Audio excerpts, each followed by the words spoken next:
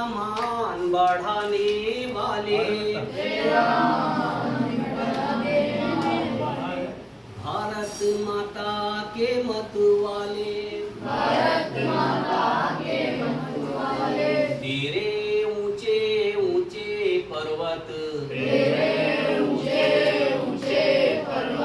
वीर बहादुर सेनानी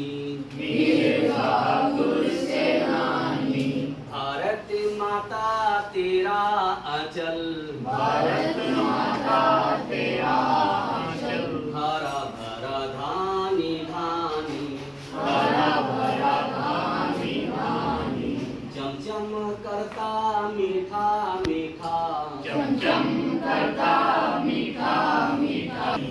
भारत माता तेरा आंचल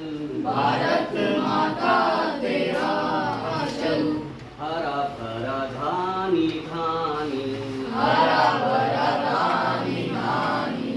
मस्त हवा जब फहराती है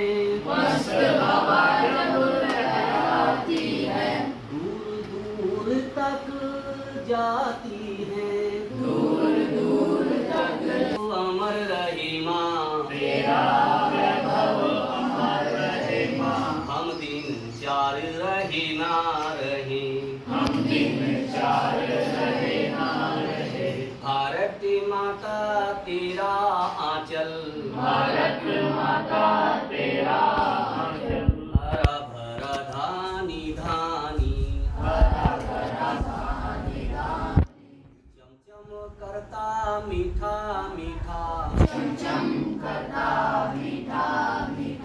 तेरी नदियों का पानी इस जो कविता के भाव से समझने के होंगे मतलब क्या है? भारत माता की सेवा। ठीक है बेटे, एक ये हमारी भारत माता है जिसे हम बड़ा वंदना पूजन करें, तो इसकी सेवा करते हुए एक संगठन हिंदुओं का, उससे पूरे 100 साल हो गए। किस स्थिति में करा उन्होंने संघ का कार्य या हिंदू संगठन का कार्य? हिंदुओं में आपस में बहुत झगड़े थे, जात पात के, बात के, मन मुटाव की, बहुत झगड़े, भाई के झगड़े। तो इस कारण हिंदू कमजोर होता चला गया। जब हिंदू कमजोर हुआ तो बाहर के लोगों ने, आक्रांताओं ने, आक्रमणकारियों ने इस भारत पे हमला करना शुरू कर दिया। पता लगे तो आपस में लड़ते गिरे भाई, इनमें मेल जोड़ ही नहीं है। तो उसका परिणाम क्या हो गया? उन्होंने लाखों करोड़ रुपए की संपत्ति हमारी लूट ली, हमारे मंदिर तोड़े और लाखों करोड़ों हिंदुओं की हत्या कर दी। और फिर अंत में इनका यहाँ से अपना राज स्थापित कर लिया और वे हिंदुओं को बड़ी आक्रामक, बड़े अत्याचार कर रहे। तो ऐसी स्थिति में ध्यान में कि जो भारत देश है ये बहुत ही ताकतवर देश रहा। जैसे राणा सांगा कैसे महापुरुष हुए जिनके शरीर पर 80 घाव लड़ते लड़ते युद्ध भूमि में समाप्त हुए, कभी हार नहीं मानी, लेकिन फिर भी गुलाम हुए। तो ताकत तो हमारे पास थी। फिर पता लगा अनपढ़ कम होंगे भाई, ज्यादा पढ़े लिखे नहीं होंगे। तो भारत का जो नालंदा तक्षशिला विश्वविद्यालय था ना, तो उनमें दोनों में 45,000 विद्यार्थी पढ़ते एक साथ। ईरान, इराक, तेहरान और दुनिया के 60 देशों से पढ़ने के लिए विद्यार्थी आया करते। बड़ी बड़ी रिसर्च हो जैसे करते हैं ना, जैसे शोध करें, PhD करें, इंजीनियरिंग करें, तो यहाँ पढ़ने के लिए आया करते थे। तो पढ़ाई में हम सब आगे, धरती से अवतारों तक की, आकाश तक की दूरी हमने बता दी। हमारे महापुरुषों ने 0 हमने दिया। ठीक है जी, मतलब पढ़ाई में हम कमजोर थे।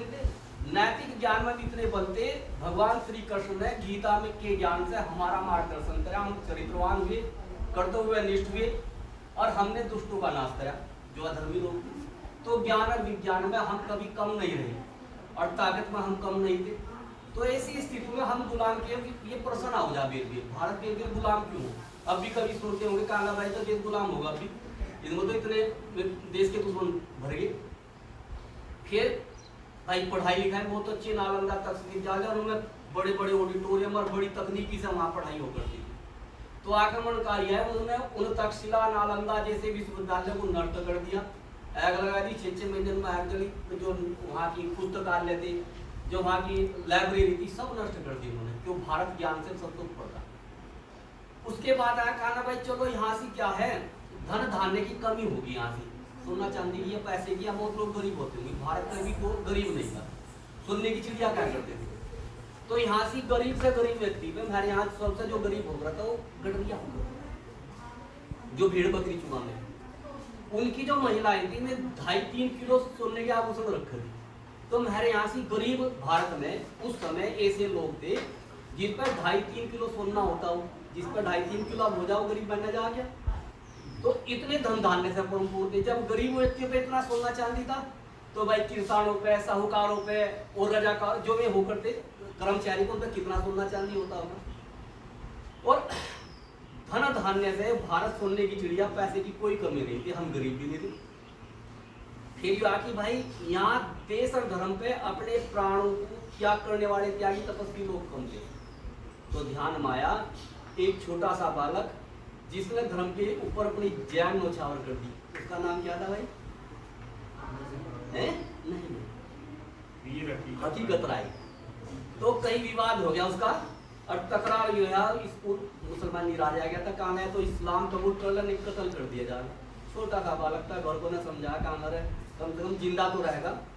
तो उनके माँ बाप के प्रयास थे, उन्होंने कहा कि भाई ये बताओ मुसलमान क्या जन्म और हो जा, हिंदू धर्म में जन्म लिया, हिंदू धर्म पर मरवा। तो छोटे से बालक ने अपने धर्म पे हंसते हंसते अपने प्राणों की आहुति दे दी, अपनी गर्दन कटवा ली, लेकिन मुसलमान नहीं पड़े। तो धर्म के प्रति कितना त्याग। वीर हकीकत राय उसका नाम था।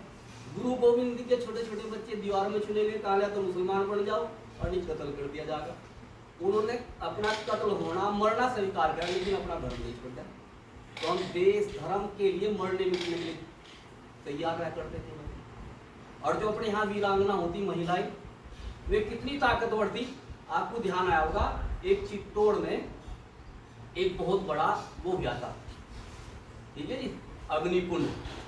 तो 14,000 बहन बेटियों ने उसमें अपनी अग्नि में कूद की थी। उसका कारण क्या था?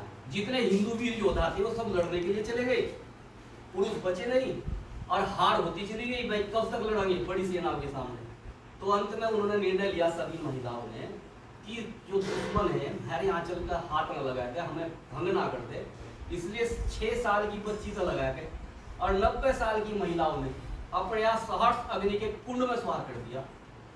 तो त्याग और तपस्या और अपनी आत्मा और अपनी इज्जत की रक्षा करने के लिए भारत की संस्कृति के अलावा कहीं इतना बड़ा त्याग भी नहीं है। और ध्यान आया, इतने बड़े अग्निदाह के बाद भी भारत की परंपरा दुनिया विख्यात रही, सब चीज रहते रहते हम गुलाम हुए। तो उसका फिर बाद में जब अध्ययन करा लोगों ने कि हिंदू अपने छोटे छोटे स्वार्थों के लिए, एक दूसरे को नीचा दिखाने के लिए आपस में लड़ते रहे और अपनी शक्ति का दुरुपयोग करते रहे। इसलिए देश विदेश में से वे आए, उन्होंने हमें गुलाम बना लिया, हमारे पर अत्याचार करे, हमारे भारत को उन्होंने कई टुकड़ों में बदल दिया।